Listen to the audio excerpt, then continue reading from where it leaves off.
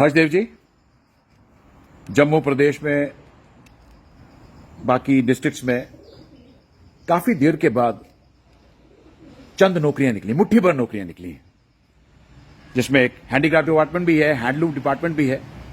उसमें कुछ cluster development executive की पोस्ट निकली थी और उसके अब साक्षात्कार हो रहे हैं। मुट्ठी भर नौकरियों के लिए जम्मू के काफी बच्चों ने आवेदन पत्र लगाए। अब साक्षात्कार में मध्य प्रदेश के बच्चे भी आ रहे हैं, यूपी के बच्चे भी आ रहे हैं, बिहार के बच्चे भी आ रहे हैं। इसमें आपका क्या कहना है? इब्तदाए इश्क है, रोता है क्या, आगे आगे देखिए होता है क्या। बीजेपी ने रंग तो दिखाने हैं भैया, ये पहली बार ही नहीं हो रहा है। मेरे नोटिस में भी कुछ केस है। अभी हाल ही में लोगों ने बताया कि मुट्ठी भर नौकरियों के लिए इंटरव्यू में बाहर के लोगों को बुलाया जा रहा है और उनको तरजीह दी जा रही है। यूपी, उन्होंने मुझे बताया था पहला नाम शायद यूपी के ही किसी का है, कोई आशुतोष पता नहीं क्या था। फिर कहा एक कोई अंसारी हैं, मोहम्मद शोएब अंसारी हैं। जी जी, उनको बुलाया जा रहा है इंटरव्यू में, जो बाहर के हैं। बिल्कुल। और अपने बच्चों को नज़रअंदाज किया जा रहा है, मुझे बताया गया है। अफसोस तो है, लेकिन हाथ में कुछ नहीं है। शुक्र, काश हम कुछ कर सकते हैं।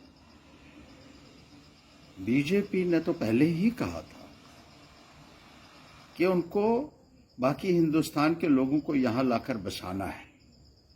उनको लैंड राइट्स भी दिए जा रहे हैं और जॉब राइट्स भी दिए जा रहे हैं।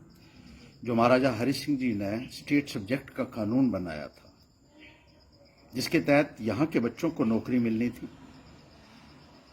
और यहाँ की ज़मीनों के ऊपर यहाँ के लोगों का अधिकार होना था, उस कानून को निरस्त कर दिया गया। 370 खत्म कर दिया गया। लोगों को बाहर से बुलाया जा रहा है। ये पहली बार ही नहीं हो रहा है। जैसे मैंने कहा, आप चले जाइए उधमपुर में, जहां लगभग सारे पोस्टमैन जो हैं, डाकिए, वो झारखंड से, यूपी से, मध्य प्रदेश से, बिहार से, दूसरी स्टेटों से लाए गए। बिल्कुल। श्राइन बोर्ड में चले जाइए, माता वैष्णो देवी श्राइन बोर्ड जम्मू के लिए एक आस्था का बहुत बड़ा केंद्र है और यहाँ की इकोनॉमी को भी बहुत फायदा दे सकता था। लेकिन वहाँ भी अब स्टाफ भी बाहर से आ रहा है, पंडित भी बाहर से लाए जा रहे हैं। दूसरे महकमा जात में देख लीजिए, वो जो डिपो है उधमपुर में MES वालों का, वहाँ सैकड़ों के हिसाब से बाहर से लोगों की भर्तियाँ हैं। हमने भी लोगों को इस बारे में आगाह किया था कि ये हमारे बच्चों के हित में नहीं हो सकता है। लेकिन उसके बावजूद भी 4 की 4 सीटें जिला उधमपुर में बीजेपी को मिली हैं। 29 सीटें लोगों ने बीजेपी को दी हैं।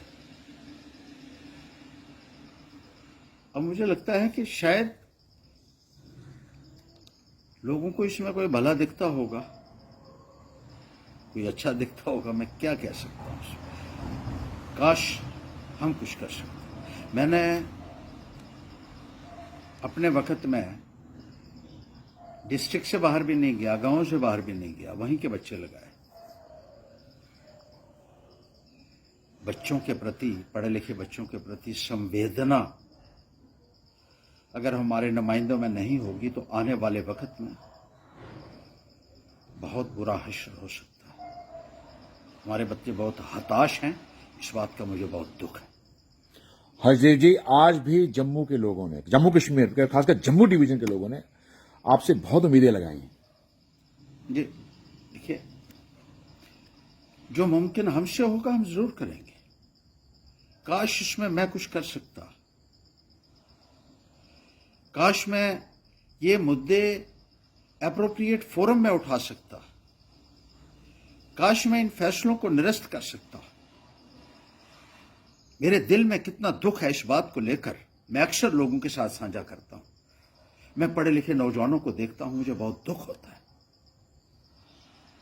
पढ़ाई लिखाई करने के बाद भी उनको सड़कों के ऊपर बैठने के लिए मजबूर किया इन सरकारों ने, और बूट पॉलिश तक इनको करने पड़े, लेकिन सरकार के कानों में जूं भी नहीं रहेंगी। मेरा दिल बहुत दुखता है जब मैं देखता हूं इतनी इतनी क्वालिफिकेशन हासिल करने के बाद भी ना तो अपॉर्चुनिटीज हैं और कहीं थोड़ी सी पोस्टें निकलती हैं तो वो भी आप बाहर वालों को दे देते हैं, तो अंदर वालों का क्या होगा? जम्मू कश्मीर वालों का क्या होगा? जम्मू के लोगों का क्या होगा? ये जो पोस्टों की बात आप कर रहे हैं, जम्मू की पोस्ट है, कठुआ की पोस्ट है, बसोली की पोस्ट है। जी, कश्मीर में शायद कोई नहीं जाएगा, लेकिन जम्मू में हमने जो 29 पहरेदार बिठा कर रखे हैं जो अपने आप को चौकीदार बोलते हैं, ये चौकीदारी है उनकी कि अब हमारी नौकरियां जो हैं वो यूपी, बिहार, झारखंड, छत्तीसगढ़ के लोग ले रहे हैं। हर्षदेव जी, हमने आपको देखा जिस तरह से 10 साल आपने जम्मू के लिए लड़ाई लड़ी है, वो अपने आप में एक ग्लेयरिंग एग्जाम्पल। आज भी लोगों को आपसे उम्मीदें हैं, और आपने अपने टाइम पे जब आप शिक्षा मंत्री थे, आपने रहबरे तालीम एक स्कीम चलाई जिसके तहत आपने 35,000 युवाओं को नौकरी दी, 11,000 के करीब स्कूल खोले, 22 डिग्री कॉलेज खोले। लोगों को आज भी एक्सपेक्टेशंस हैं, आपकी आवाज में अभी भी दम है। ये तो वक्त वक्त की बात है। जब हमारे हाथ में था तो हमने किया। आज फैसला उन लोगों को लेना है, लेकिन इसके बावजूद भी जो हमसे होगा, मैं ये कर सकता हूं कि मुख्यमंत्री को एक खत लिख के ये कहूं जी कि आप भी इस बात के खिलाफ थे कि बाहर से लोगों को नौकरी देने के बजाय जो दूसरे स्टेट्स के हैं, जम्मू कश्मीर के लोगों को दी जाए।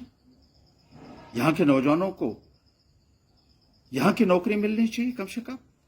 इसीलिए 370 की आप बात करते थे,